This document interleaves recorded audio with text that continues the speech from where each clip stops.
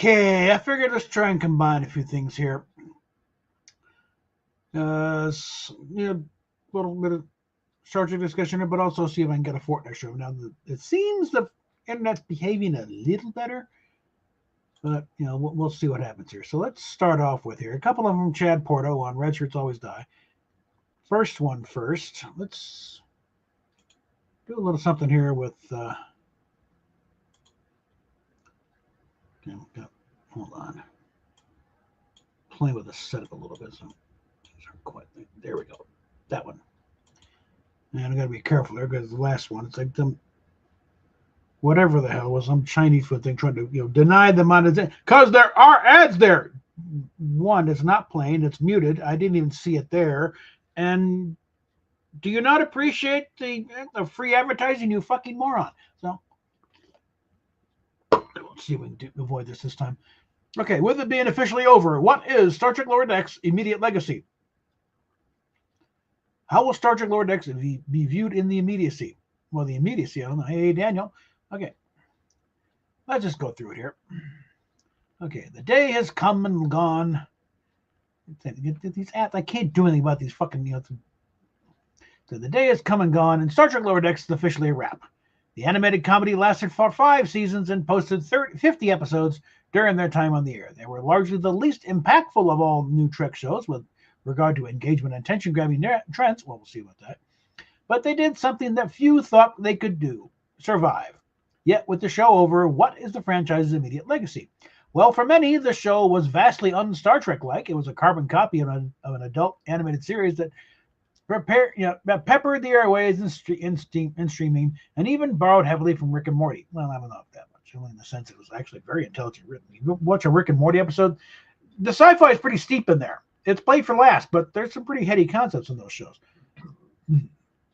Despite that, I wouldn't say it was anti-Star Trek. When you watch the early seasons of Star Trek Discovery and Star Trek Picard, those shows spat in the face of what Star Trek was supposed to be. Lower Decks didn't. They didn't embrace the sincerity that Star Trek demands, but it didn't go so far from the center that the other series felt like Star Trek in name only.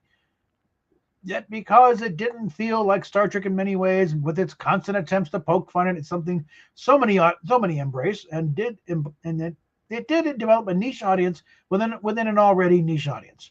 That likely didn't help its legacy or franchise impact. Still, the fans that liked it really liked it. It wasn't a show for everyone, but those it was for would swear by it.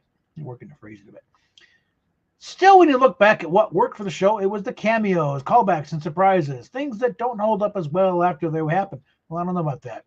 I think what they were doing was really burying themselves. Really, yes, we are a Star Trek show. We like being a Star Trek show. We like playing with all the toys and toy box we can get our hands on. You lose a sense of wonder and mystery when you over-rely on the "you'll never guess who's coming back" shtick that flooded the online hype and discourse over the show. It wasn't about the compelling narrative or even the jokes, but who from the franchise may come by. Aren't you the same guy who was arguing that it would have been nice if Spock had stuck around so you could, commiserate with Worf? What the hell is that then, Chad? Come on. Let's see. That works well at the moment. That's the one launched. Still, it wasn't the only show to do that. Picard did that a bit, and Lower Decks will age better than Picard. Unlike the latter series, Lower Decks kept its tone consistent for all 5 seasons. Picard was a chaotic mess with 3 showrunners in 3 seasons, each wanting to do something different. An issue that Lower Decks didn't have to deal with. On top of that, Star Trek got one of its best guests ever with Lower Decks. Tawny Newsome is now a Star Trek staple, and few rising stars in the series made such an impact as Jack Quaid. I'm not sure what they're based on, but all right. Then you look at the impressive lineup around them, and it's easy to see why the fans who liked the show did, in fact, like it. The series was anchored with genuine talents left, right, and center. And actually, you could put that cast in those characters on live action, on actual sets, and it would still work. The only thing I think it would change because live action and animation the pacing's a little different, so it would feel a little different in that aspect, but it would still work. It's easy to say that this was a niche show for a niche fandom within an already niche fandom, but that's just how it lands today. We can't and won't speculate on how it'll resonate with fans in 10 or 20 years. Some shows we can. Discovery and Picard were unmitigated messes who changed up everything with multiple times because they knew they screwed up at the start. These types of shows don't age well.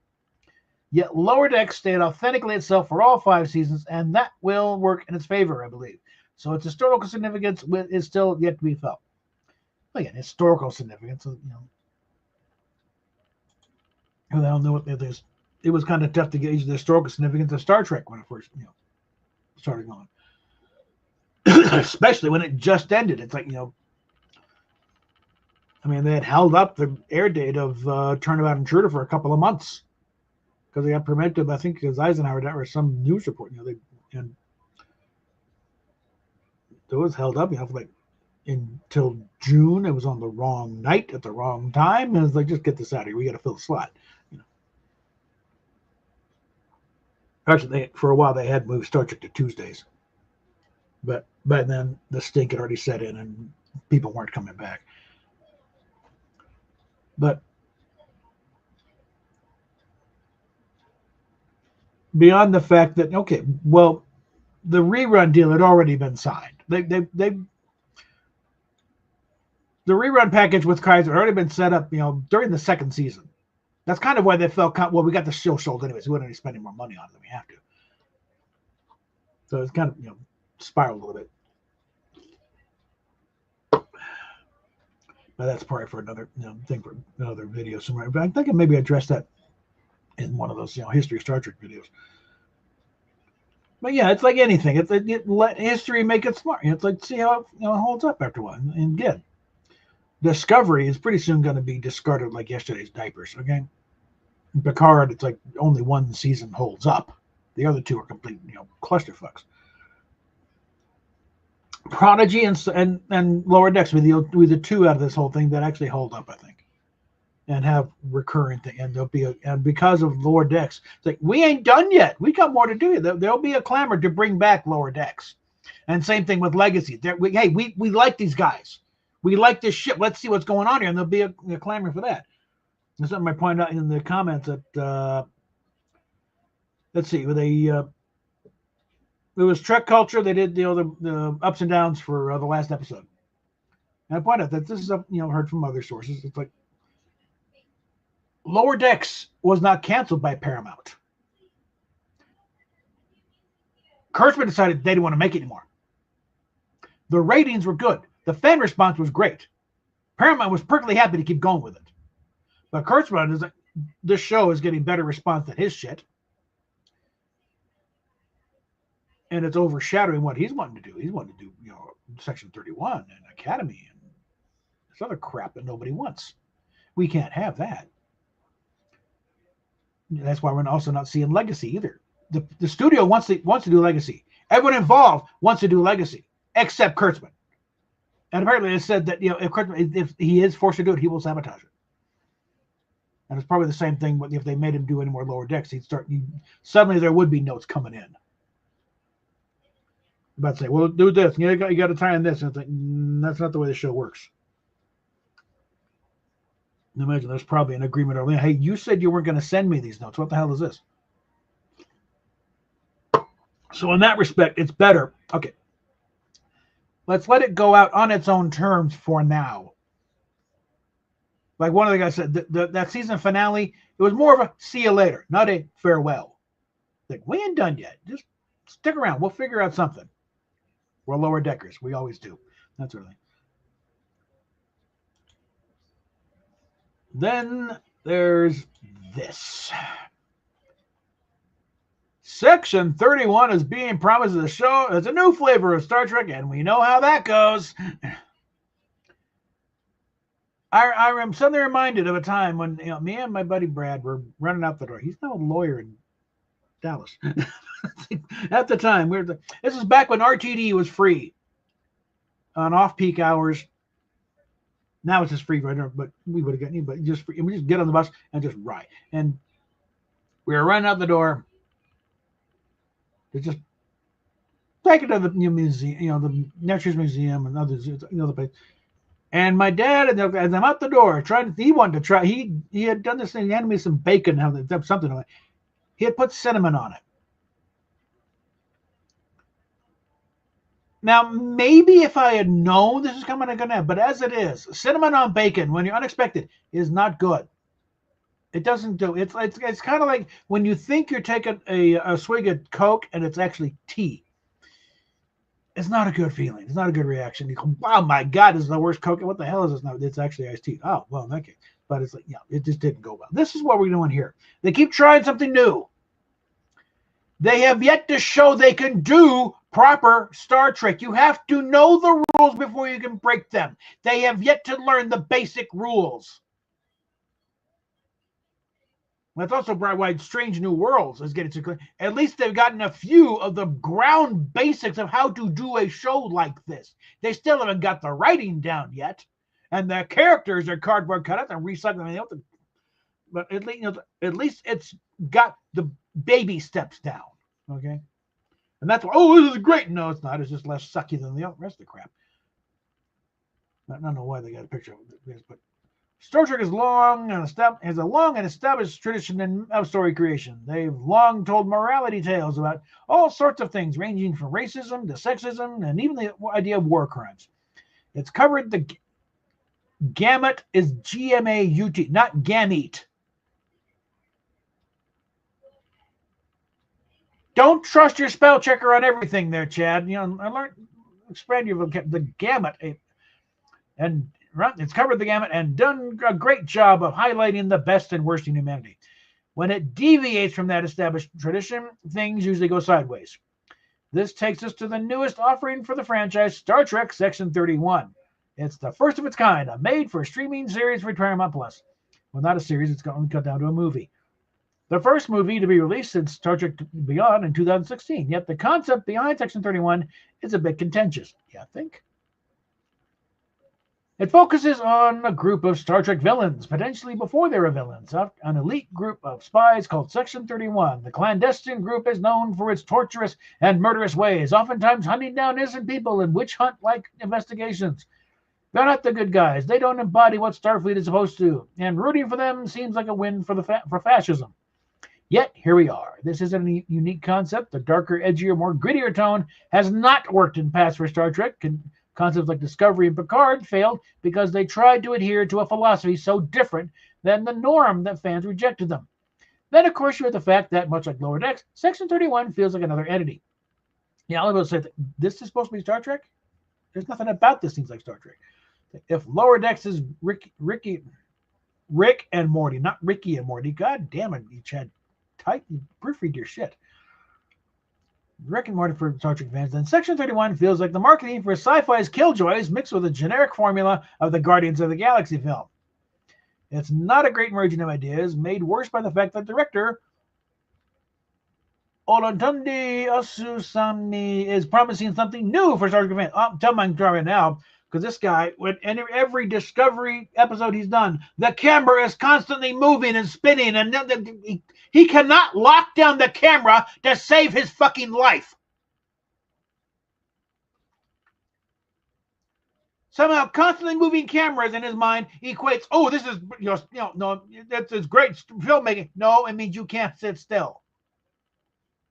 I contrast this one. There was a John Ford film. I forget the name of the movie, but the scene is about Jimmy Stewart and another guy sitting on a creek. They're taking the boots off, get their feet in the water, and they're just talking.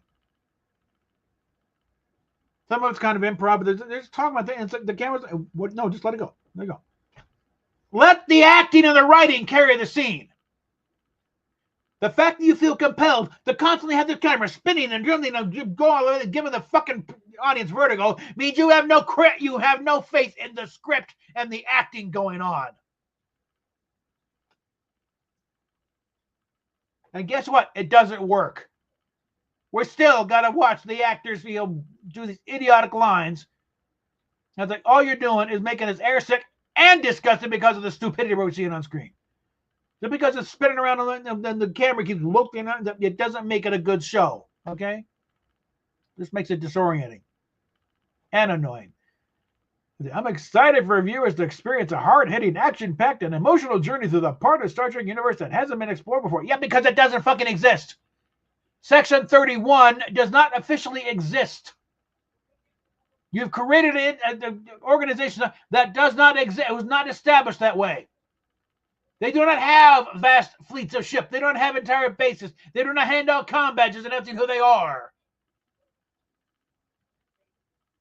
Section 31 really isn't even their name. That's a colloquialism.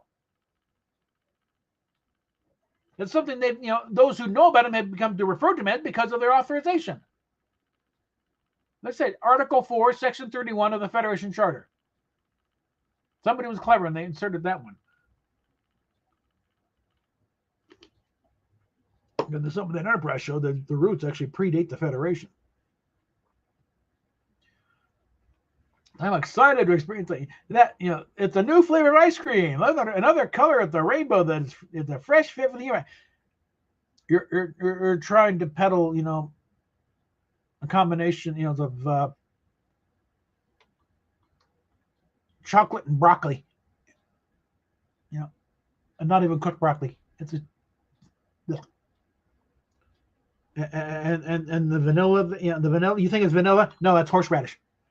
It's inventive. It's gonna people throwing up all over the place, all over the damn place here. So this could backfire incredibly. Yeah, think.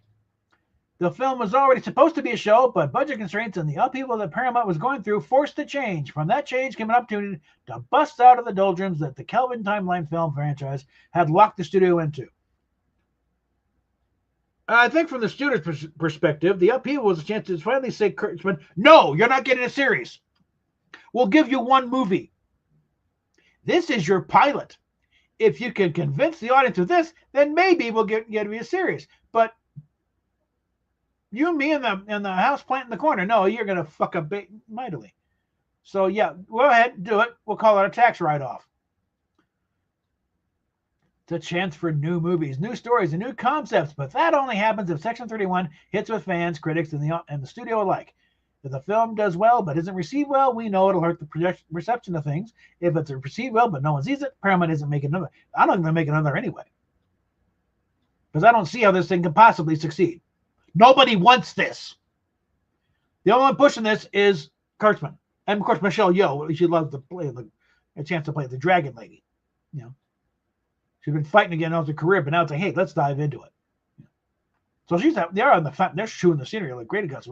That's why I like people in these horrible movies. They're having fun. They're obviously having fun on the set, but we're the ones that have to be subject to it. Okay, so it's a bold and, dare we say, bad idea to try and do something new at such a pivotal point in the franchise's history. Let's hope it pays out. No, let's hope it fails utterly so they never do this again. They have got to learn the damn lesson. Unfortunately, there's too many in the fan. Oh, even bad Star Trek's better than no Trek. No, bad Star Trek produces worse Trek. When you subsidize and patronize horrible ideas like this, because, oh, it's better than nothing. No, it's not. We were perfectly fine with nothing. One of the advantages of being this old, remember, back when there was only the 3 seasons, and then the animators came along about, let's say it was 73 when they came along. So it was, 4 years after the show. But then that was it for the longest time. What did we do? We made our own fanzine stories,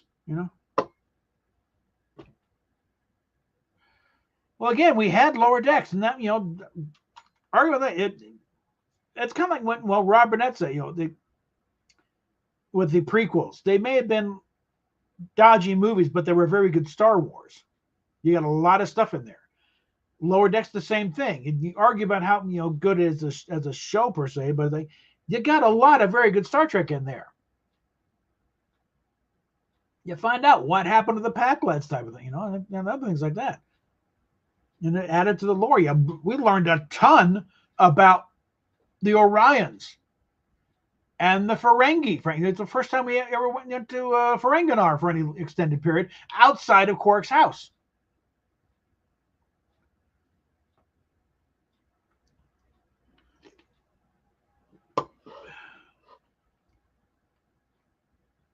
And probably get a few little day of the life stuff of what it's like to be a Klingon that's not on on a warship somewhere, just a Klingon farmers, what they got to deal with.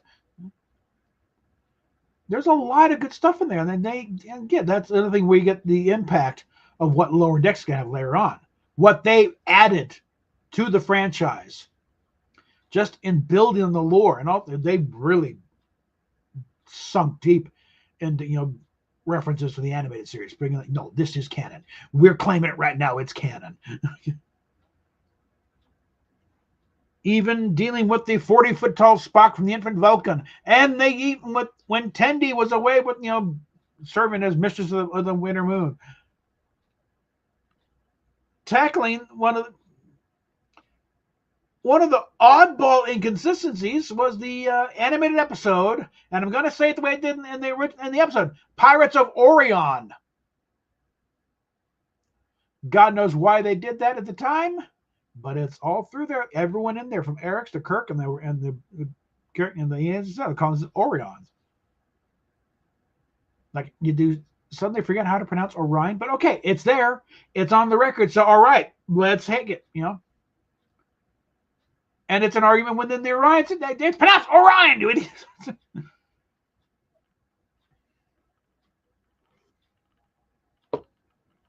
I thought it was hilarious. I loved it. That's been one of the sticking points of, well, which is it? How do we count this? Okay, it's both. And they fight amongst themselves about it, too. So, the blue Orions are green Orions.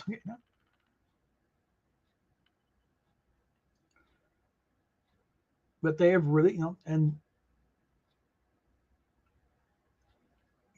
again, it should be noted that every time that they made a reference back to the old days, where they should be, where you'd think, it's occurred with these, they did not show Gary Mitchell in a Discovery's type uniform in that data call-up. He was in the pilot style uniform. And the closest we got was a quick little reference when Mariner tells Boimler, that Pike thing we're not supposed to talk about. That's it. That was just acknowledgement of the episode. But within the context of the universe, like, who knows what they're talking about, really? And since it was just one episode of Strange New Worlds, and they didn't really tie back much, with the Lower Decks, it's like it's disposable one-off.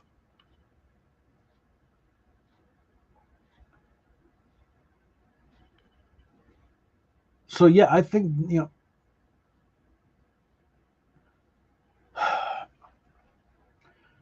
like and in working on on the concordance, everything.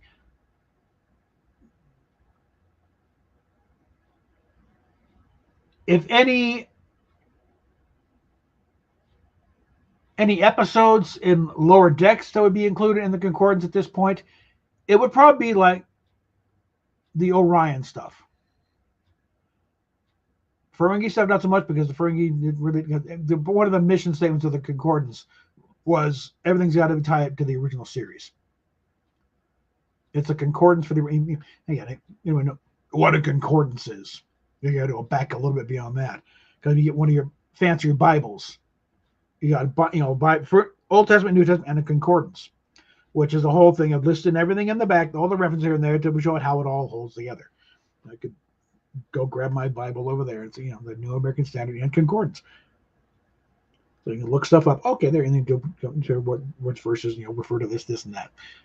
And that's what, the Star Trek Concordance, it ties everything together, and shows, okay, how this works and how this, this apparent contradiction isn't really a contradiction. You play around with it. And there's the wife. But yeah, as one of the things I was trying, it's like, and I went a little bit around when I was with Bijo a bit, because she doesn't care for the show, because it's obvious comedy type thing. She doesn't like that type of humor there. But like, no, it is proper Star Trek though. It is like I said,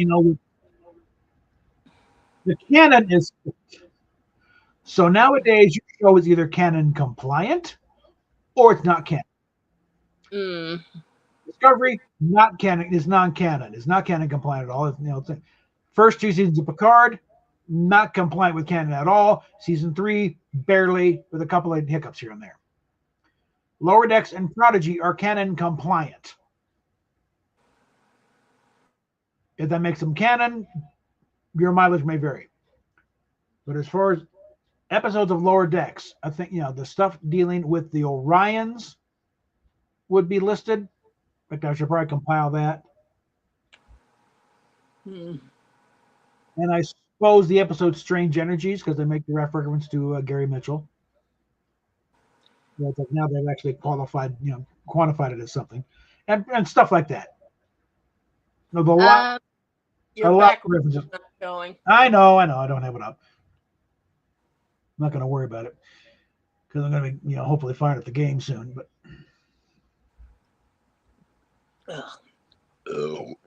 Excuse. I think I may actually. I figure I'm probably going to be continuing the work on the concordance on my own. I mean, it would nice to be have something ready by the 60th. I'm beginning to think that that Nathan Fielder might have a very strong hand in the Richard Castle books. He might, and your mic has gone out. Otherwise, I never would have heard any of it. I didn't hear from the next room. What? Yeah, I don't know what your mic's kind of gone. Your mic's kind of. You're talking now, but it went out there a bit. Yeah. Well, the thing is, some of the references in these books almost make me think that that Nathan himself was writing the books. Well, I don't know about that. Like two of the detectives in the stories, in the Nikki Heat stories, Malcolm and Reynolds. You do realize there are writers on this show, and they know fully well what Nathan's been up to, before that, and the fact that they had him in Mal's outfit for one episode. Yeah, they and always looking for an opportunity for something. Okay, and Rosetta just put up the invite on the group chat, and let me get this. Can't make it. Yeah, not tonight. Won't be on with anime tomorrow either. See you in this. Either we'll see you this week. So she's having problems with it because something is screwed up with her setup there. For some reason, you keep crapping out every time. Her camera is locked to StreamYard. And she's trying to get away from StreamYard, so she's not happy. Ah. Yeah. I just have too many problems. I said, screw it. And it's also, this is not a good time of year for her anyway, because her birthday's coming up, and this is around the same time her dad died, and yada, yada. It's like, screw it. Not to mention she hates New Year's.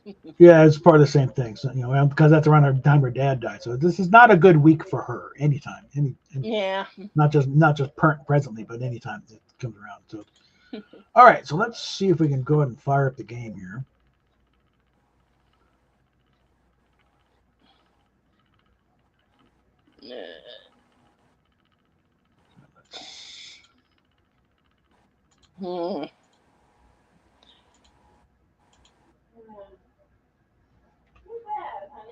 What?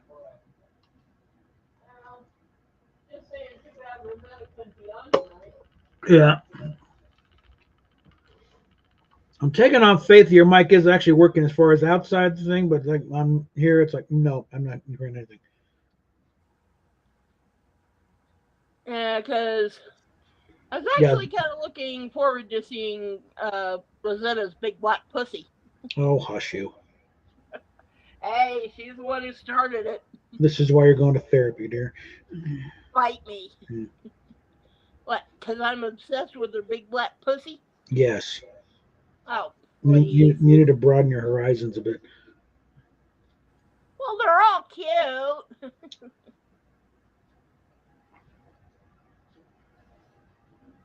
Especially baby girl. Mm-hmm. I mean, Panther's a horn dog. Yeah. Ornery's just, ornery. We've been at it for half an hour, and I can say nasty words now. Now, someone, because Marcus D put a video out earlier, kind of responding to Dylan Mulvaney's Day 1000 of Girlhood. It's like, It's just so offensive. He's mocking women, and he's not really doing the trans community any favors either. Because you know who really opposes him? Actual trans people. As long as he's got that piece of man meat down in his. He's doing it for. It's strictly for. It's obviously by now. He's lost over 1 million followers. Thank God. Yeah. But he's like, clear for going down the river on a boat. Hey, guess what? If they went down, oh yeah, people are minding their own business. But he's always been an attention whore. Yeah. When he was on The Price is Right, and then it's like, look at me. He was in the Book of Mormon as one of the guys on there. The guy's an attention whore. Okay, and this is the lady. Okay, I'll do trans. Yeah, I'll be. You got to admit the commitment to the part, but otherwise, still. No, God no. The only reason Chaz got all the attention because Chaz is already technically a celebrity. He's the son of the daughter really of Sonny and Cher, and was going through it. But Chaz had gone through a hell of a lot too. When Chaz, it was like back when there were still some guardrails on the process. Okay.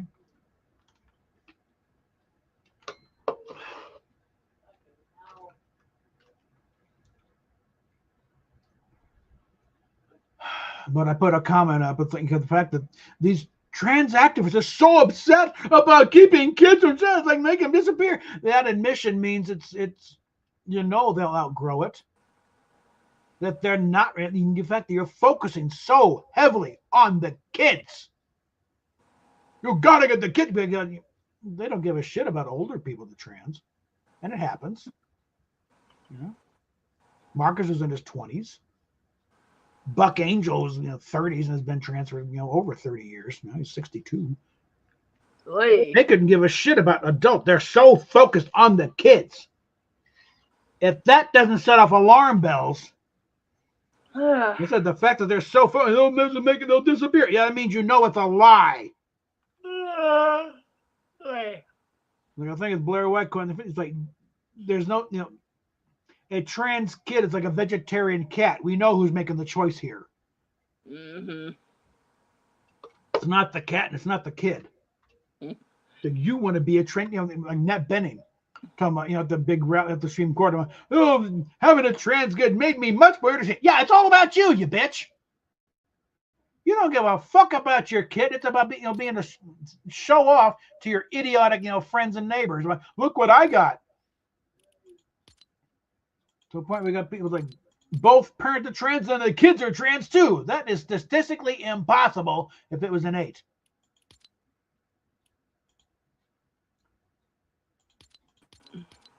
So we get the thing about, if this was, innate, if this was natural, then why is it regional? It's all the rage in California, but in Sandusky, Ohio, not so much. Okay, either Ohio is shaming them or LA is creating them.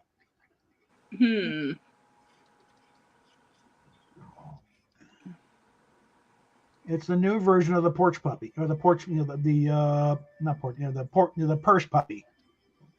The boy. The little chihuahua and the prey. Look what I got. Look what I got. Look at my trans kid. Well, I got 3 trans kids. And we're trans ourselves. Oh, really? That's the ultimate cool right there. Yeah. Yeah. What was it you said? When we were talking about, my new therapist. Mm-hmm. Something about, I said the second they mentioned trans, you're out of there. All right. Just get it. Managed to get that one out of the way. It was obvious what it was. Well, look at all the kicks have to go here. Let's shake it.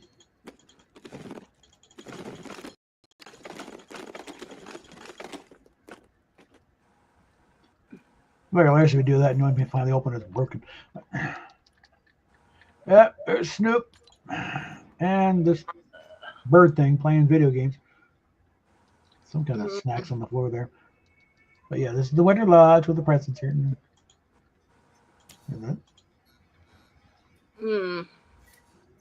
Let's see. Now there's something about the fire that's like Oh, there we go. Now we're getting some points. Did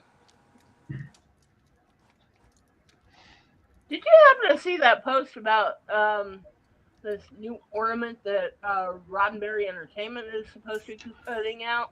I haven't heard that, but I'm not surprised. It's basically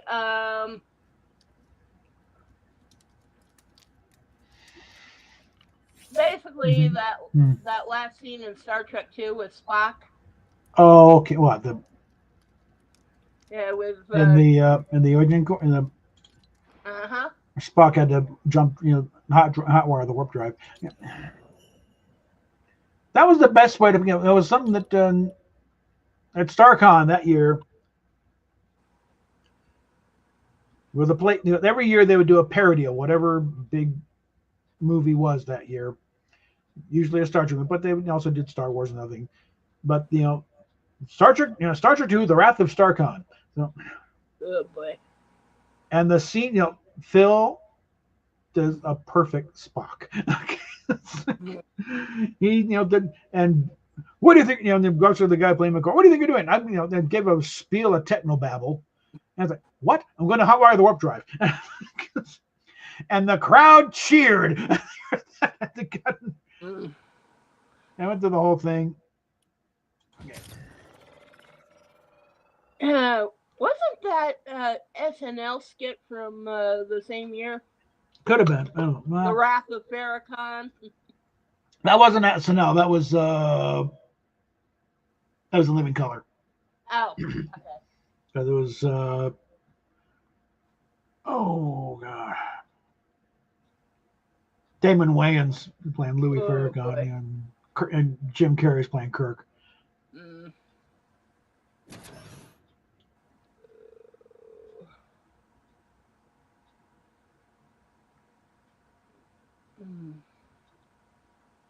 No, SNL was like actually just the anniversary of that was just yesterday when Shatner was on SNL. John Lovitz was out here at one time. They're pushing Mom and Dad Save the Universe because he was in that. And tell me what it was kind of weird, when they're getting ready for that sketch. And Shatner's kind of racking his brains of how to play this. And thinking, what? You're playing Kirk. How is this confusing to you? All right, let's get away from the copyrighted music. Okay, and hold on, I got a question here, and then whoops, shit, I hate when that happens. Oopsie. And I've already taken off here, so let's see where the dailies. Well, the only one is up there, so let's see. Okay, it's behaving so far. Okay, which one are you now? Oh, it's one of the versions of Renegade Raider. I think it's Renegade Rider is what they call it. But yeah. One of the original skins or something. Okay.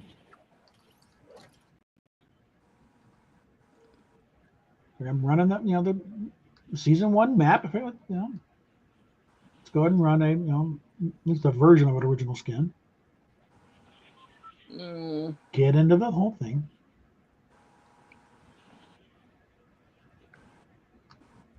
Oh.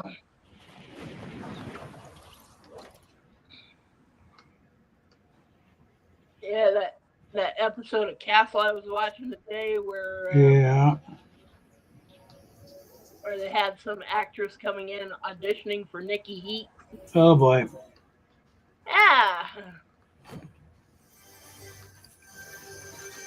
Yeah, the actress was played by, yet another Scientologist.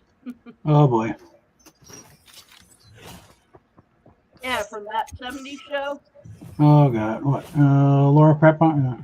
Yep. I kind of like her. And actually, she got Beckett's mannerisms down. Yeah.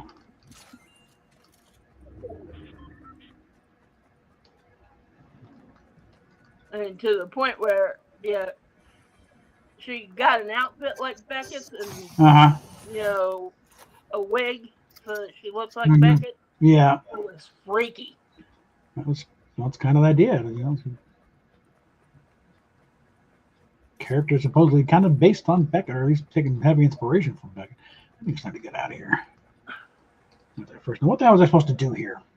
Okay, done. All right.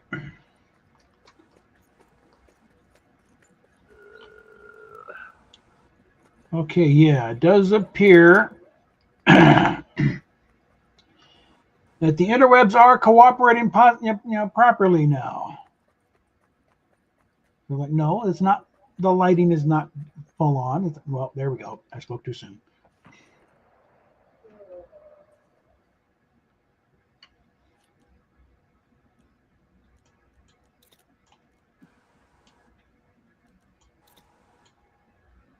Oh, ow. Mm. Okay. When the bandages fly off, I don't know what's back on. Thankfully, I'm well away from anybody. There we go. Time to roll.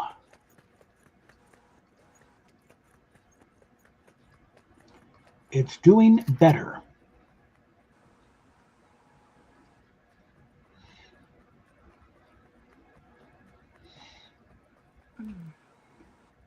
The past few weeks, at least the past week or so, it has been horrible. I mean, like, not even going to bother streaming this. It's idiotic. Yeah. So it was just get something resembling the daily chores done, and that's it. Okay. And okay.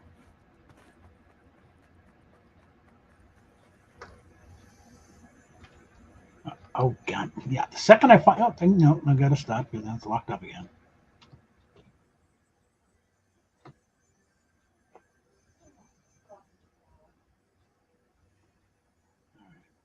Again, thankfully nobody is around.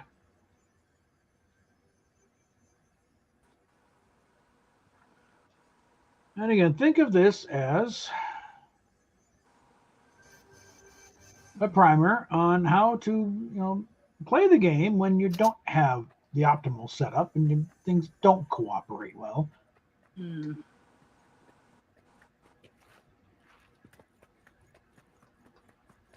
How do you cope when you don't have the same kind of setup as Ninja has or whoever? Someone's already. What the hell? They opened the ammo box, but they didn't open the chest.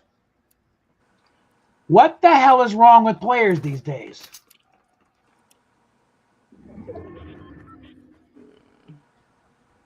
No, I don't need to open that chest. Why should I bother with that? Yeah. I don't need ammo.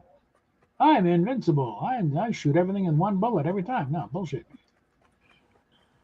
There is one other reason I kind of decided to give therapy a try. I read Zachary Levi's book, and okay, yeah. Yeah, he had his own troubles. All right, well. It helps to have a third party come in, not necessarily, steeped in, well, what about this and this? In fact, that's really the whole point of, of therapy. If the disinterested third party, you might have a fresh perspective on things. Yeah. And for the longest time, it's like, well, I won't say that long, but ever since that incident down in Florida, I just, Yeah, I know. It's kind of head off that possibility or anything. Whoop. That could be painful. All right. I still haven't got any shields yet.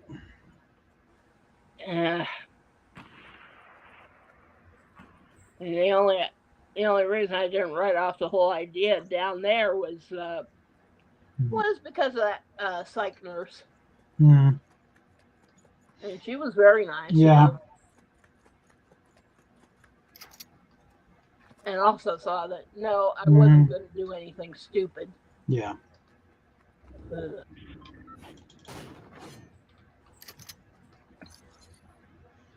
Then she actually got something, got me on something that actually works for me. Yeah. Yeah, it's just a matter of finding that giant Prozac capsule. Hey, yes, that may seem a bit macabre, but hey. Yeah. I mean, being buried in a giant Prozac capsule? Well.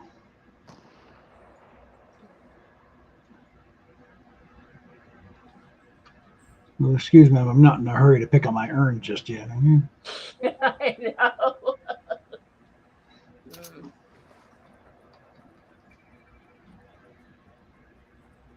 Well, only part of Carrie Fisher's ashes went into that urn. Well, yeah. Yeah, the rest of them went with her mother.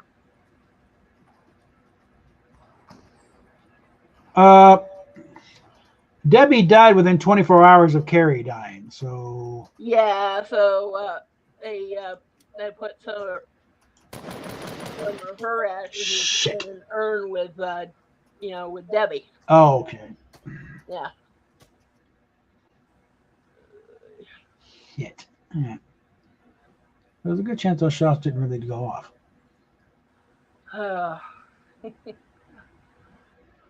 I still get a laugh out of those pictures of Carrie's brother at her funeral. Yeah. That giant Prozac capsule. I mean, yeah, I know you shouldn't really laugh at death, but that. Well, Carrie had already pretty much set it up and things, talking about the whole thing about no matter how I die, I want my obituary to read. Drowned in starlight, strangled to death by her own bra. And the whole thing about George not wanting, not letting her wear a bra in her Princess Leia costume. Well, because the gravity goes out, it'd be strangled by your own bra. Sure, George. Okay. Yeah. Speaking of Zero G, I keep remembering that final scene in Moonraker.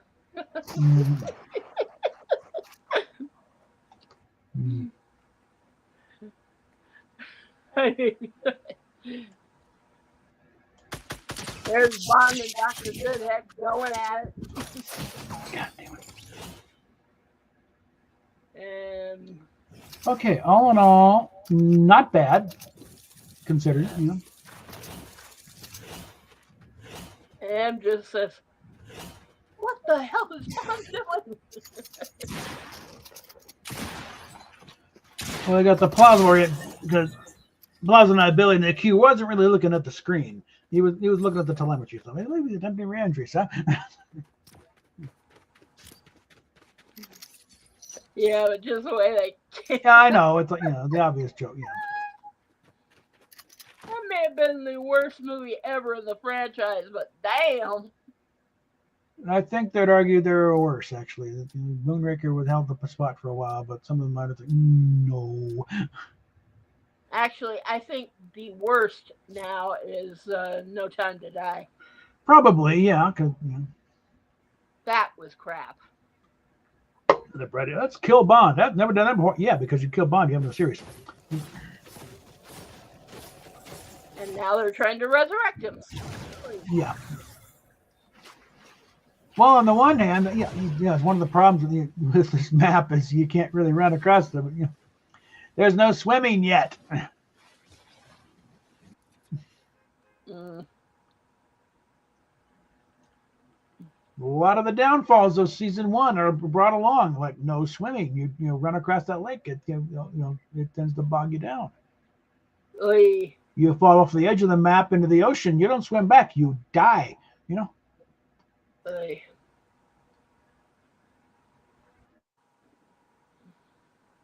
No cars. Because it makes life interesting in Zero build because okay, well, all right, get out.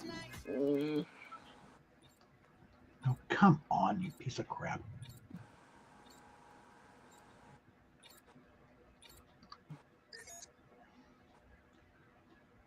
Okay. Now we're back to old habits here.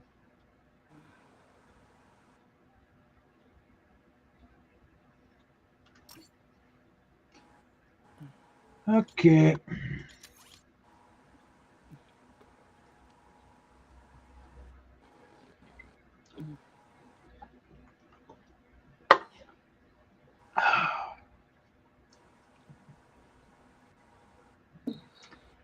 Yeah.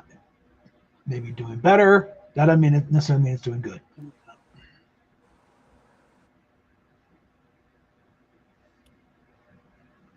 Let's go ahead. Yeah, leave it. Oh, it's something I gotta check out. What? In the shop, they have a samurai Batman thing.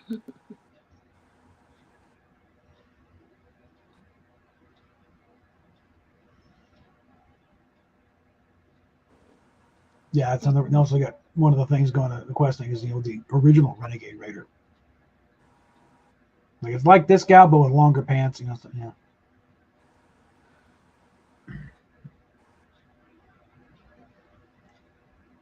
Now I will get back to the chapter 6 map when this thing is actually running on full bore internet wise. Because otherwise, no, I'll just stick to season 1 for now. Because again, the way it's set now is you get points across the board. So.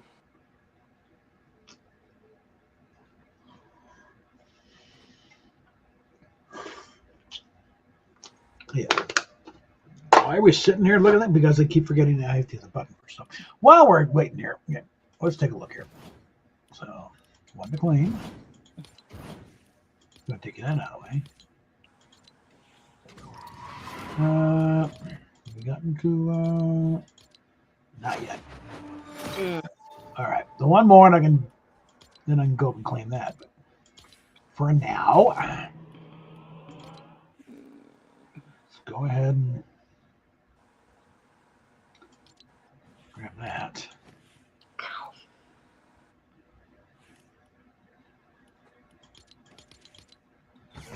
Whoops. So yeah, I'll level up one more time and get another 100, V-Bucks. And then we got one more progress here.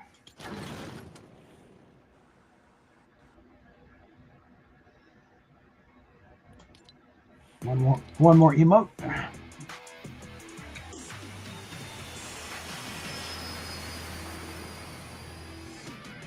Yeah, kind of a Top Gun theme type thing. All right. Okay, so let's look at the shop real quick here. There we go. Yeah, they got a kind of a Harley type of thing, and also Batman. Let's look at Ninja Knight Batman.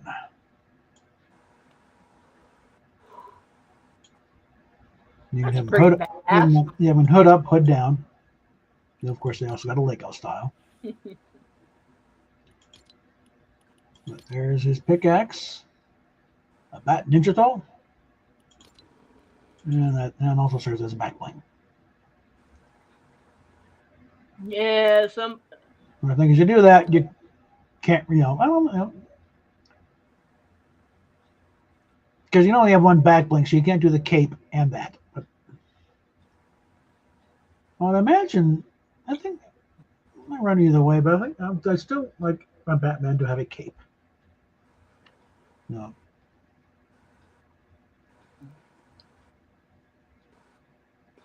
So I might run this guy with the back cape or with a tattered one.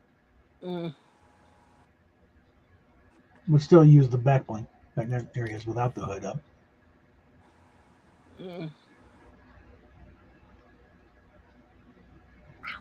But the thing is, I also like the back glider where you just use the cape and spread the wings. Now it makes it works better visually if he's got the cape too. So. Then we got Harley. Oh boy.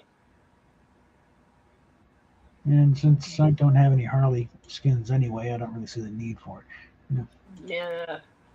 Speaking of Harley, I saw some. But this is a fun one here.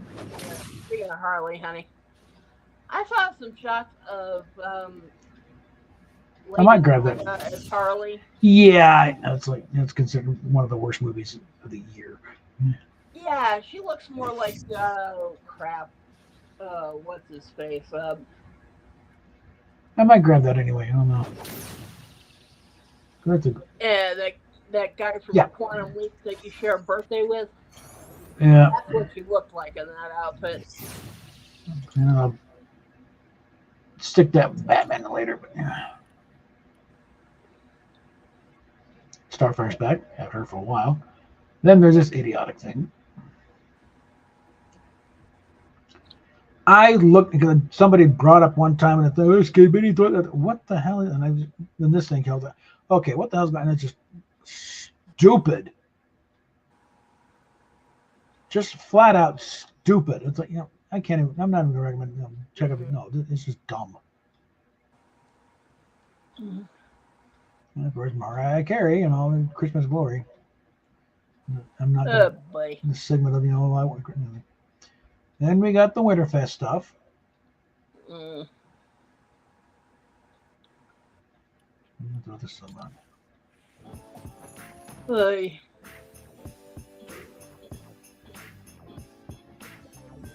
Yeah, I don't think so. And Guff Mystery. It's Flaky the Snowbeard. I don't know what that was. And these old things coming back. And then other things, you got, it's part of the Incredibles bundle, the Incredibile. Oh, boy. You got the old version, also a newer version. In fact, actually, different styles here. We got this classic version here. We also got a more modern one, which is that one there. Oh, and Honey. Or we can do one for Frozone. So he has his own car. Honey. Yes.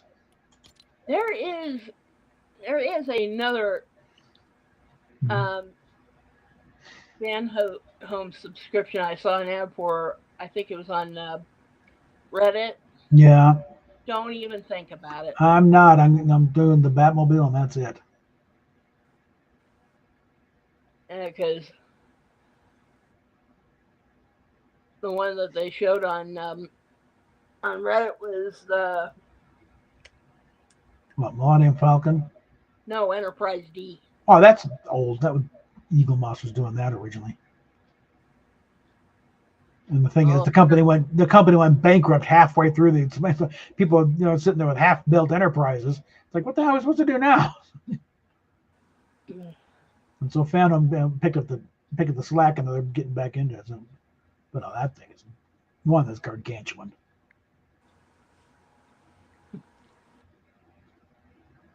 You mean about the size of that model we saw at yeah, that big brass one that we saw at Vegas.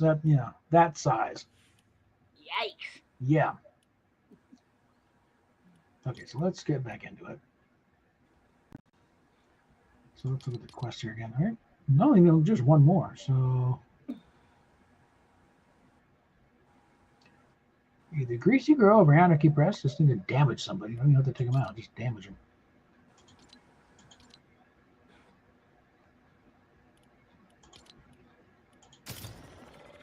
Because I hate leaving it down. It's like, get the dailies out of the way. Just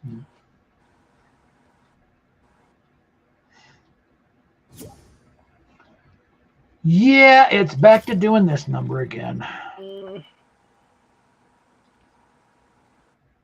Yeah. So we're not quite back to full speed just yet.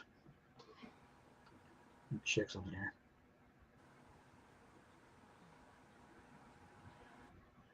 Oh.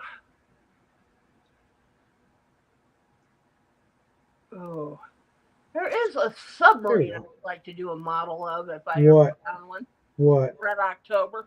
I got to search for that because Mackie was wanting a Red October for the longest time. Yeah. I finally tracked one down for her. It's just a Typhoon class sub. Nothing particularly outstanding about the model. Yeah, but I want to do an actual Red October, not just, Yeah, well, it doesn't look any different than a regular, Typhoon class sub. There's no markings on it. Just be the stand says Red October. Hmm.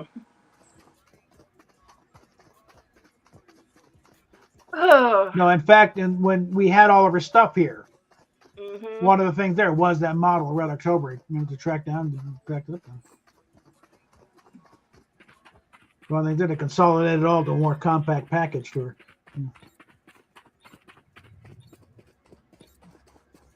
Okay, let's see. We're gonna get to the bus. Okay, now, all right, that helps. And I think we almost leveled up again. So I'll be able to get that 100 V-Bucks. I can just not get stupid and live long enough to rack up a few points. Mm.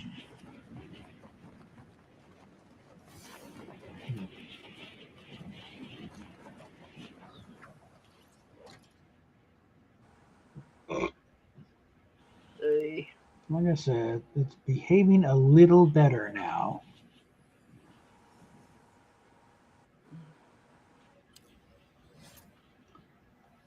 Was. Mm.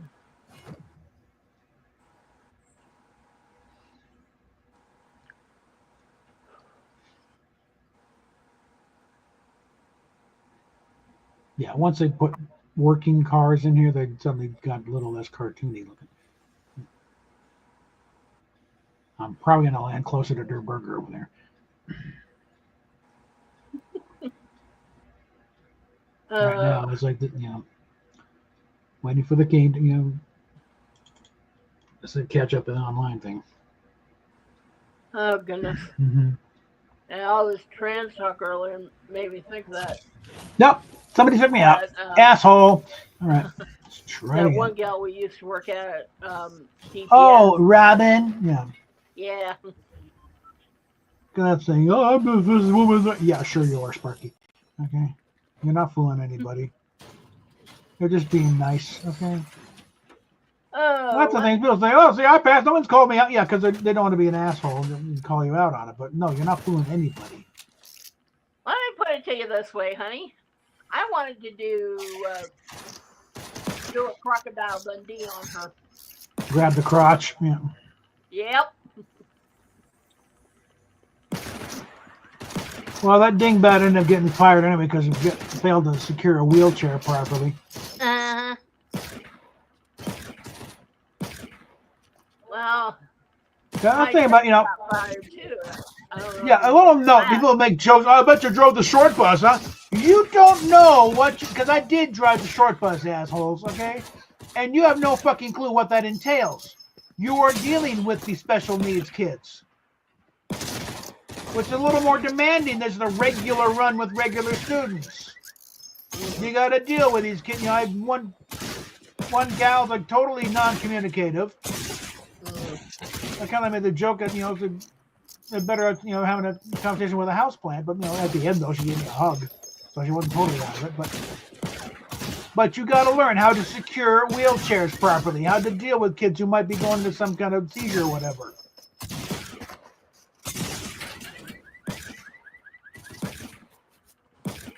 So little wise-ass comments about, I bet you drove the short bus. Yeah, I did drive the short bus. You got to go through some special training to drive the short bus. Because you're not dealing with regular kids in that case. You're dealing with special needs. Actually, come to think of it, I think there was a time when you were on one of my routes. Uh-huh. On one of your routes. Yeah. Yeah, I think I was subbing for somebody on one of your routes. Yeah. Or maybe it was one of mine. I forget which. Whatever. Get to it. But we were doing the short bus, and yeah, I think it was one of my routes because there was this kid, Matthew, that was on there. Had that same problem that Colin Farrell's kid has. Okay. Well. And of course, the kids were back there bullying him. Yeah. I seem to recall you coming to his defense.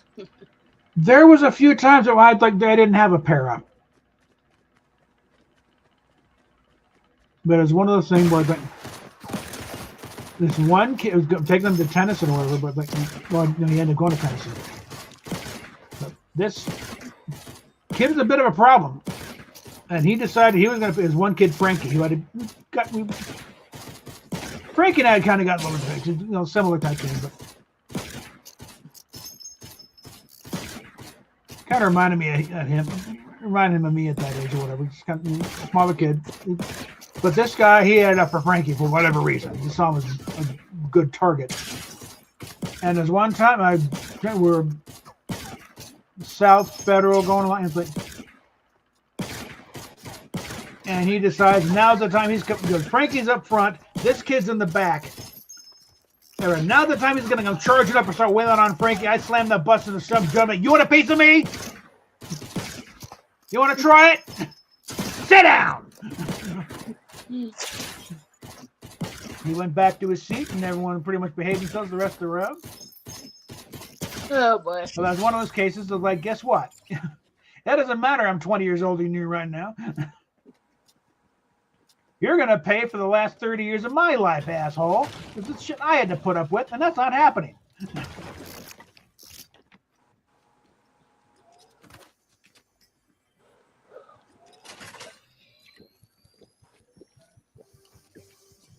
Okay, this kid's getting a little frantic. You got a gold rifle over there. What the hell are you doing?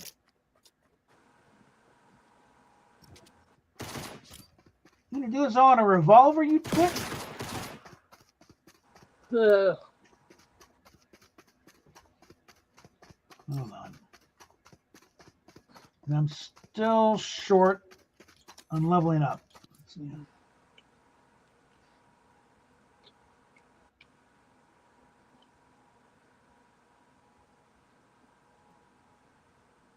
But yeah, this was back in the time. It's one, I didn't have the nerve issues. I was still, perfectly physically able to, but also it was winter, so I was all bundled up, had the full beard going, so kind of a Hagrid thing going. Yeah.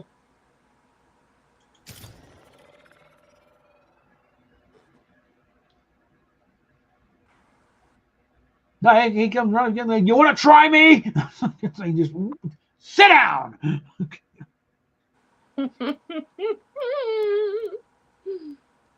This kid had been getting on my nerves a bit anyway, but that was no. Yeah, no. The thing is, because Frankie's house was on one of the first stops I'd made on that run. I think it was I forget what the school was. So we'd be talking a little more than I would with any other kids. And he was a neat kid. Of course, he's probably graduating college by now. Oh. But I also know this one kid was eventually sent to Tennyson, which is let's say it's a school for the more troubled types. And one time I'm pulling up to Tennyson, I'm seeing this kid and about 3 or 4 teachers piled on top of him because he got out of control.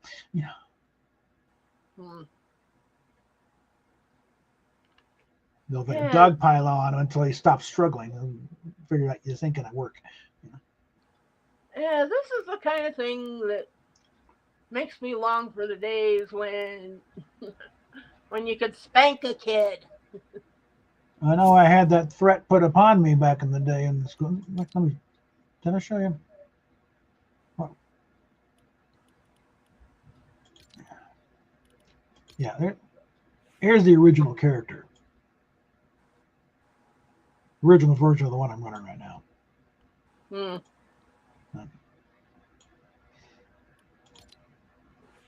And this one is locked up with how many experience points you before you can spend the V-Bucks and get these things.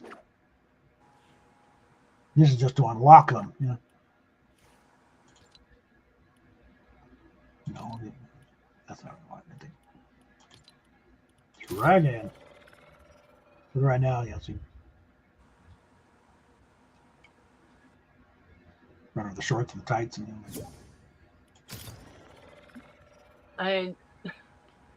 Just the fact that some of these parents have gotten so fucking ineffective at disciplining their kids, it's like. Well, one thing about the rousing is like I didn't get, oh, not my angel. It was like, oh, what did he do this time? There were no illusions that their kids were were problem children.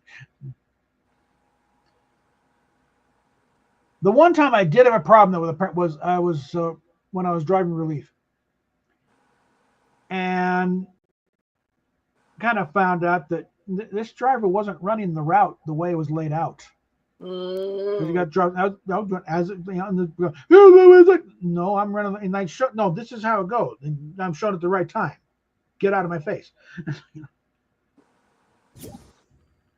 You bitch most you want. No, you're getting. No, I don't care if you're waiting half an hour. That means the driver's not doing the route the right way. And I reported this. I think the driver's not running the route right. I got screamed at by a parent because I was a half hour late and I was right on time. Well, there was one time when I had a driver, I forget who it was, but there had been a stop added to added to our route, but it still wasn't on the on the sheet, so. Like, I kept on telling him, we got this stop coming up, and when I told him it was coming up, he blew right by it. Yeah, well, again, that also goes back to the driver should have made a notation in the book. Yeah. So it's still, all you go, you get the right, you get right. All you go is, these are the stops, and this is the order you're supposed to do them in. How you do them is, kind of up to you, but these are the routes you got to do, and they're in this order. And apparently, this driver was doing it completely ass backwards. Because the stop I was coming up with was like last or next to last. He was doing them first. Okay, and how do you let him explain to Steve why are you doing this route backwards? Because they send out this route to the parents. If this is the time your kid needs to pick, or kid's supposed to be here when when he's gonna be here, and you need to pick him up.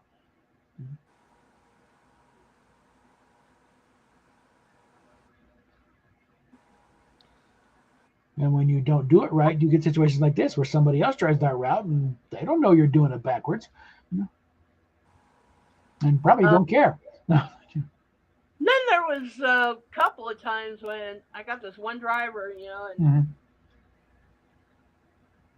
he was getting on the bus. I told him, that I had to use the bathroom down there at the gas pumps. And he took off without me.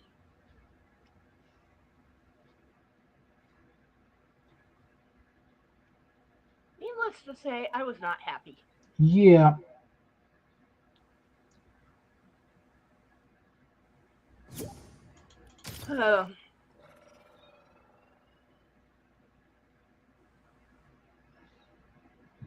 Although I think actually one of those times might have resulted in my one and only overtime when I was there. And it was on one of your routes. Yeah. Because you had to take some kids over to some bowling alley or something. I don't know the bum. I think there's one kid that got on the wrong bus. I think.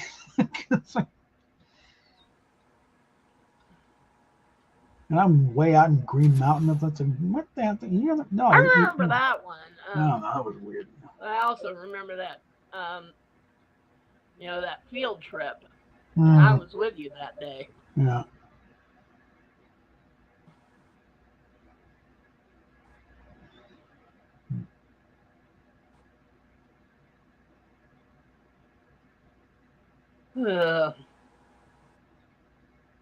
Yeah, I still can't believe those little shits got you fired. Well, I didn't exactly, do it right anyway, but still.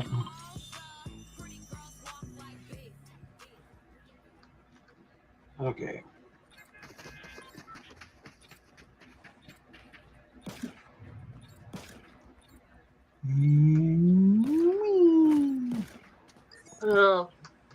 were doing your retraining the way you were trained in the first place, though. Yeah.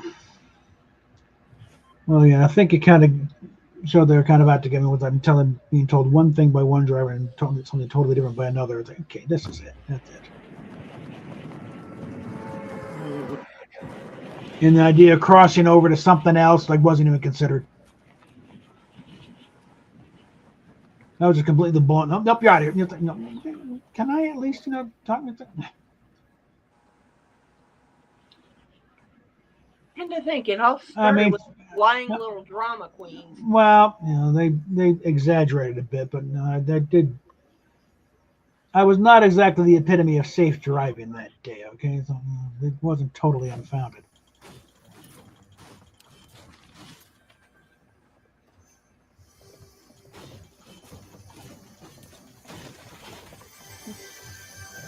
Oh God, not now!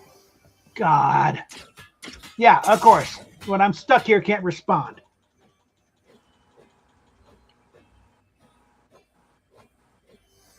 If I am dead, okay?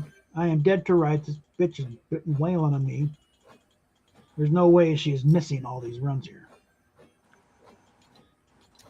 Give her your victory, bitch. Well, you've been on over an hour. I know, but I want to level up here so I can get that last thing because I'm that close to leveling up.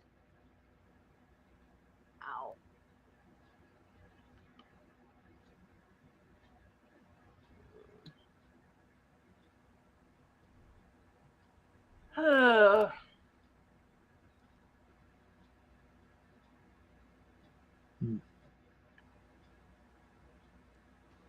Okay. One more round of this nonsense.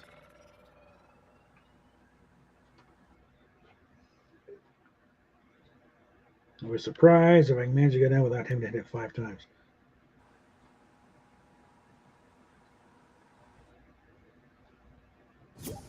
Mm-hmm.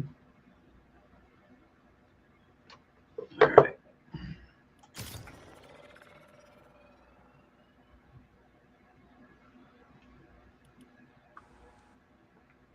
Well, we have 12 people watching. If you have any questions, feel free to chime in, folks. Okay.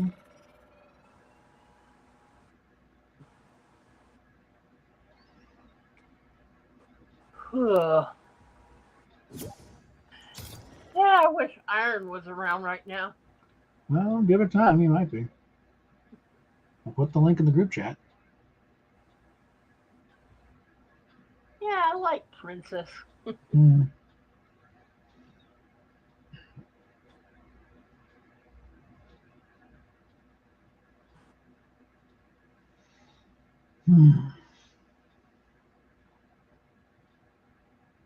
I have to say, ragdolls are kind of cute.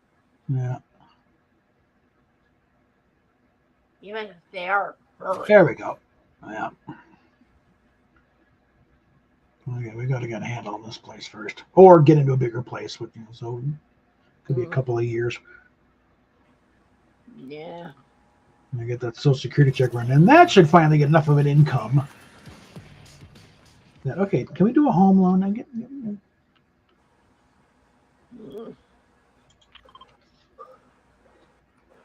Get that VA loan going here so we can get into place, not to worry about all this crap anymore. Finally clean out that storage unit. And of course, it's going to conk out just in the middle of it.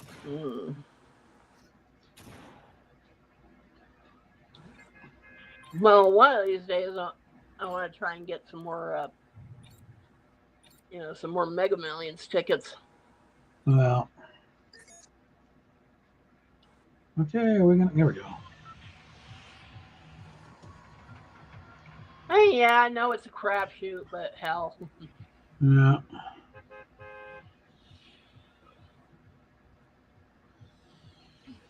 Kind of beyond a crapshoot.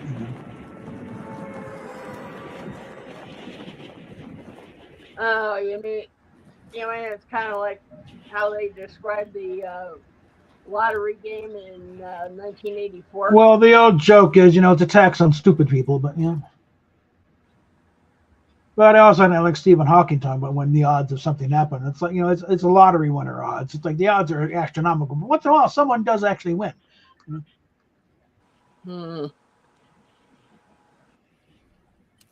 Of course. Can you imagine if we won? Oh yeah, it'll be a big case of how do you like me now, bitches.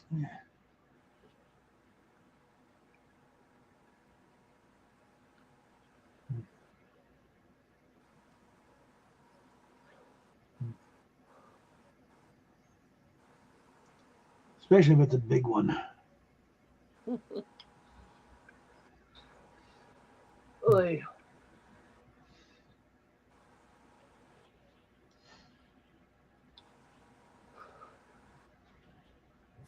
Because it's definitely, I heard the chest somewhere. Okay. Hold on. I overshot you. Yeah, if we were to win one of the big ones, I think before the What the hell? Let me stand up, you freak. before the house in Oxfordshire. Well, first a house here. Okay. Yeah. That's gonna be first and foremost. Get a house here. Get everything out of the storage unit.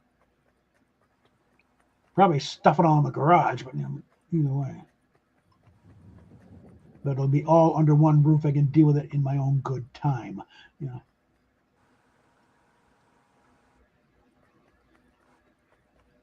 It won't have to pilot around inside. It'll be out there just pulling in as needed. Yeah, you're the one who keeps talking about, a house in Oxfordshire. I know, that's down the road a ways, though. Yeah, because my other idea would be to, rent one of the rental properties at Balmoral.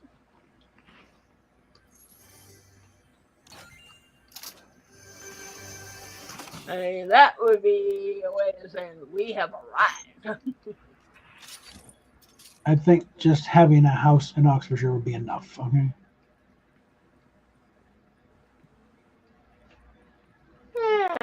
Just a nice place, Kingston Blunt, back in the old ancestral home thing.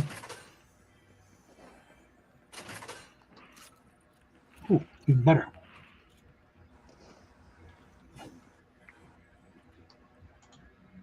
Of course. It locks up when I'm about to do something.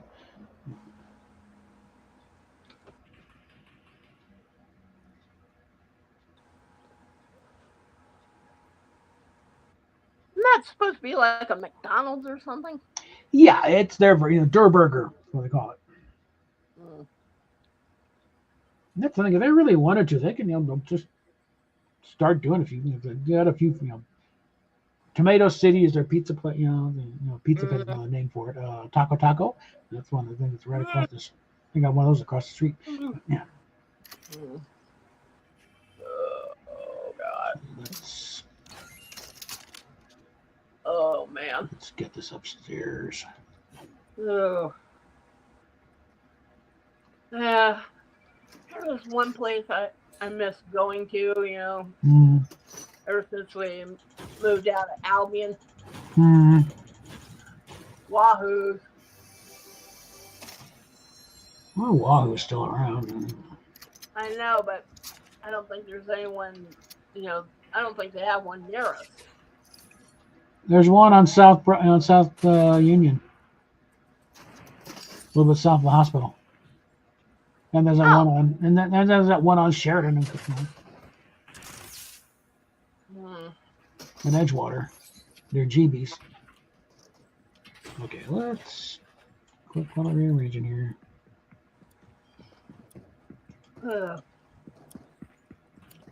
I'll be leaving here, I think. Sure.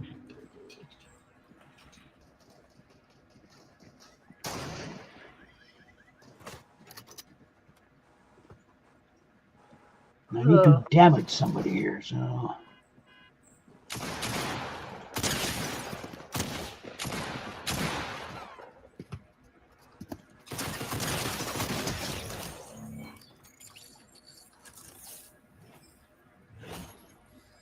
Ooh, hello. Like me, good AR. Okay. Into all blue. And I get some shields.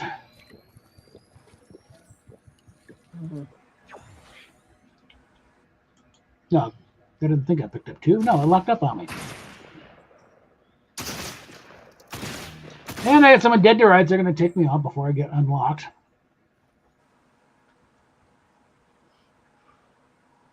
Ow.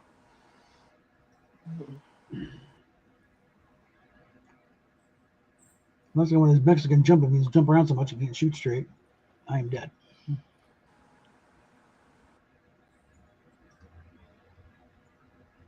I'm waiting for the connection. Yep, that would be the asshole right there. Doesn't matter. I leveled up. That's all I wanted. Okay, you leveled up. I leveled up, and that means I can get in there and get those 100 V-Bucks on that next level. And also advance the other, past one more. So let's get in here. Well, it's been almost an hour and a half. Yes, and I'm not doing anything, to be honest, so we're going to... There we go. What do we got beyond this? No, there's the one. And get this on one more here.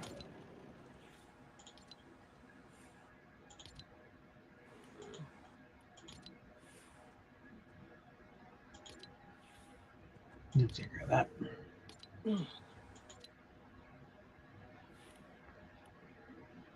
Okay, and I think on that we will call it a night on that front. So,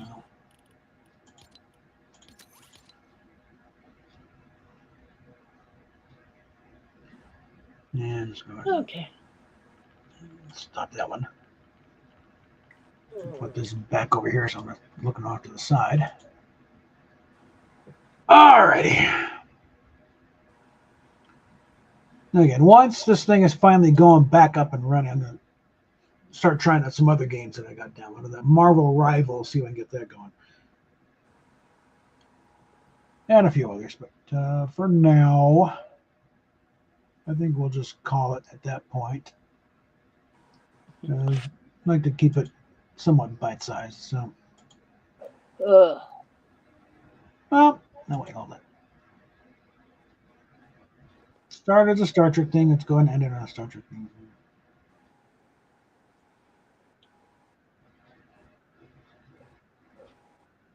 There we go.